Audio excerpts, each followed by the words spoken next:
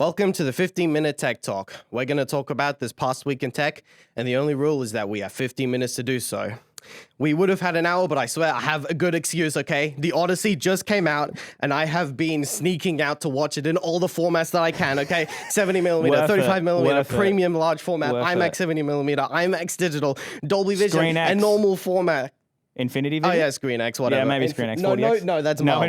No Screen X? No Screen X, no Infinity Vision. Oh, okay. Infinity Vision is Marvel bullshit. Yeah, we don't even know what it is yet. No, well, it's just a marketing brand. Yeah, go watch The Odyssey if you haven't. It's fantastic. We're not being paid, but go watch it. I do recommend Chris it. Nolan. I got a tattoo for you right here. Okay, 15 minutes, no ifs, no buts. I'm Daniel, and to help me, I'm joined by Jordan. Hello. What are we talking about today, Daniel? Today, the first story on the ticket is Apple has overtaken NVIDIA to retake the most valuable company. Wow. I mean, good for them, I suppose. I mean, what's NVIDIA doing nowadays? They just make AI chips. That's it, right? It's all AI. But that's interesting because Apple has been seen as being like behind in AI, race, but investors still see plenty of value in them. And but why now? They haven't released a new product recently. Has NVIDIA just kind of fallen in value? Well, I don't know. I was in my talking points. I did mention like, is this something to do with changing expectations from investors about AI? Possibly. I mean, we heard a while ago that the guy that predicted the housing crisis in 2008, he's actually shorting AI at the moment. He's like the bubble. One of the dudes from The Big Short. The Big Short, right. Another great movie you should definitely watch, by the way. Yeah, I don't know. I think right now, I wouldn't say the bubble's even close to bursting. Like even this morning, really? Claude, now you can you can give it a skill by recording yourself doing something and it'll do it for you. Yes. So do you know how many reports I'm going to give that thing now? So I don't know. It's interesting. I would have thought Apple's stock would have jumped after they did the iPhone Fold maybe, but we're still months out from that being a thing. Yeah, true. And I mean, it's interesting. These big companies, they still have such a big way to go in terms of like the AI investment. They want more money to keep building more data centers and things. Are we starting to see investors, like this is a small shift, right? But are we starting to see investors like start to lose hope and like start going back to more solid things like Apple? Because Apple will just make money. Yeah, I don't think so. I think we still haven't reached the ceiling of like AGI in specific. So I think it's just I think this is probably more, as James Cameron would say, a accounting error more than anything else. But also on that point, I haven't heard anything about new NVIDIA chips in a good while. Right. Like the last time I think it was main news was when the 50 series came out. And even then, it was a kind of a garbage card, not going to lie. I mean, NVIDIA, I think they've just been like riding smoothly and just doing AI and just being like, yep. Jensen Hong's a great CEO. I'm sure he'll figure it out. Right, yeah. I'm sure he's in his boardroom right now stressing his little limb out about why he's no longer number one. True. And speaking of data centers for a second, right? Is there a potential problem where like locally run models are going to become good enough for most people, which will negate the need for all these big data centers and the big investment going into them? Maybe one day, but I think largely people don't have that kind of hardware just sitting around. Do you think like an average MacBook Pro, like with 16 gigs of RAM, is going to be able to do like surely not normal tasks? Surely not. Look at Fable 5. You don't think it's coming like anytime soon? I don't. No, really? I really don't. I could be completely wrong about that. Like quote me in like 5 years time, but I can't. 5 years time. 5 years time, just to be safe. You know, you never know. We could go into a world war and they all got blown up. Yeah. Like we don't know. Target the data centers. Target the data centers, exactly. Well, we saw that happen already in Iran, right? Didn't they target like the AWS instance in there or something? That was the first thing they went for. That. I mean, that makes They're sense. doing it again? Oh, great. Okay, so we're going to have another outage. Thanks, guys. Another cloud outage. No, I don't think that could. I don't know if that could be the case. I mean, people want more open source models. I think we know that for an absolute fact. Sure. Even I would love it. I would love, when I was in my OpenClaw 6 months ago, I ran out of credits like literally in 5 minutes. And I had my little Polymarket betting bot, sorry, Australian government. And every 5 minutes, you know, Claude would say, I can't bet anymore. And I'll be like, well, now I'm screwed. No, I'm serious. Like it was an actual problem. Like, so I used to bet on the weather. So I used to bet on the weather in San Francisco for the next day. And I would compare it to like different weather markets. You bet on the weather for San Francisco? Yeah. What's the weather like in San Francisco? I don't know. At the time, it was like, will it be over 30 degrees Fahrenheit, for example, or something like that. It was great. Like I made like $5 and then I lost all of it. But anyway, that's besides the point. Holy law dump, bro. Yeah, law dump. The other thing that I bet on was Bitcoin up or down in the next 5 minutes. So Bitcoin's going to be up in 5 or it's going to be down in 5. Anyway, besides, I don't have a problem. That's besides the point. But in 5 years, our topic is going to be about your gambling addiction. Yeah, anyway, our new office is actually on top of a pokies room, so it's awesome. Oh, yeah, it is true. Anyway, going back to the topic at hand, I would have loved the local market to, handle that, right? Right. Because then I wouldn't have ran out of credit so easily, but I don't think that I would have the processing power on my M1 Mac to handle a model like an Opus. Personally, I think different, it might not be like the top end models, but some like general models are going to run well enough. Sure. I mean, you could run, I think you can run the original versions of ChatGPT in like 3.5 and stuff now, right? Yep. But anyway, yeah. We have to move on. Yeah, moving on. Sorry, guys. That's okay. We got a great confession out of you. Next topic. Have you seen Linus Torvald, his AI coding statement? No. So the Linus Torvald, if you don't know, the creator of Linux, and he's still the top maintainer of Linux, has put his foot down, and he said that Linux is not an anti-AI project. Okay. Because there was big discussion about agentic systems being used to fix bugs, and a lot of maintainers were like complaining that these agentic systems are just shooting false positives. Right. But I think, as far as I can tell, it also does help a lot on the other, like to balance it out. So Linus Torvalds has come out and he says, this is not an anti-AI. You can use it if you want, but you're still. I think the message is basically like you're still responsible for good code. Right. It's like you can have you can have AI generated code, but if it's bad, it doesn't matter. Yeah, well, I think that's the right attitude to have. I mean, look at what happened to Stack Overflow. Back in the uni days, that was like the GOAT. Like if you didn't know what was going on, some guy from 5 years ago in Serbia would have the same problem and have an answer for you. Yeah. Right.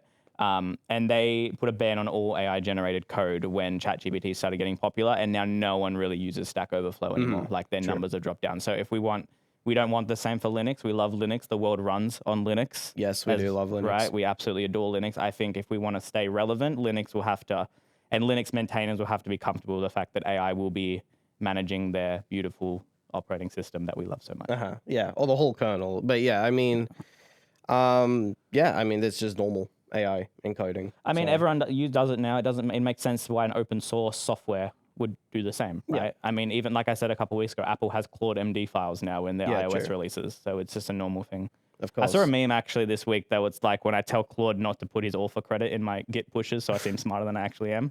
Maybe we can just start doing that for Linux. Oh, yeah, you have a friend that's contributed to Linux as well, haven't you? Yeah, I have a friend who has at least one contribution. That's insane. Contribution to Linux. Shout out. Shout out. I don't know if he wants his name out there, so I might bleep that. But yes, he has contributed to Linux, and it's cool to say that I have a friend who has contributed to Linux. Yeah, I mean, I think in my talking points I mentioned that like there have been some legendary rants from Linus in the past. Like he has had some absolute bangers in the past, and he literally like took a break a couple of years ago from Linux, like with this statement saying like, I'm taking a break because I need to like refresh and like not be as abrasive. So I think he is more than aware than anyone of like what bad code is. Of course. So we trust him. He generally has really good opinions, and I mean, Linux is still going really strong and really good. So we love Linux. Maybe if we can have more games on it, it would be better though. Hey, it's good now. I doubt that. All right. Not me playing Forza Horizon 6 right now on Linux. But it runs okay, doesn't crash? Yeah, it runs really good. Okay. Yeah. I'll eat my own shoe for that. You're behind the times, old man. Oh, sorry, guys. All right. Damn, we're running through these topics. All right, we have more time than I thought. We'll go to our next topic, which is sort of fun. Because I like talking about consumer tech and not AI stuff all the time. Sure. So Samsung's event is going to be happening later today, but as usual, everything has leaked. So they're announcing a new foldable form factor for their foldable lineup. Like, what is it? So it's going to be shorter than the tallest phone, but a bit wider. I think this has been called like the Passport. Like what we're doing with the iPhone Fold. Apparently. Like Passport style. Yeah, apparently, yeah. I don't get it. Really? No. I really don't. Like, I want a folding phone, don't get me wrong. Like, I haven't gotten an Android because I'm waiting for Apple to do it, right? But even that Passport style, I can't get my head around the shape about how that could be. Like, even some of our colleagues are saying, no, it's great. Like, this is the way to do a folding phone, but I don't get it. Like, I feel like I need to see it. It looks too square for me. It looks like a 4:3 aspect ratio. Well, it is. But then how can that be any better than, like, an iPad? Does it it fold this way? Yeah. Horizontally, yeah. I need to see it because when I'm looking at the iPhone mock-ups. Oh, so your hold up is with when it's open, like the screen size when it's open. Well, even when it's smaller, like the open one I can get behind, right? Okay. But even the iPhone Fold, I think it's like this much shorter, right? Yeah. So why don't I just get my iPhone 4 and just glue two of them together? Because are you going to? No. Do you want to lug around a big iPad? No, but That's the whole point. But I don't understand. Why can't we make one this size?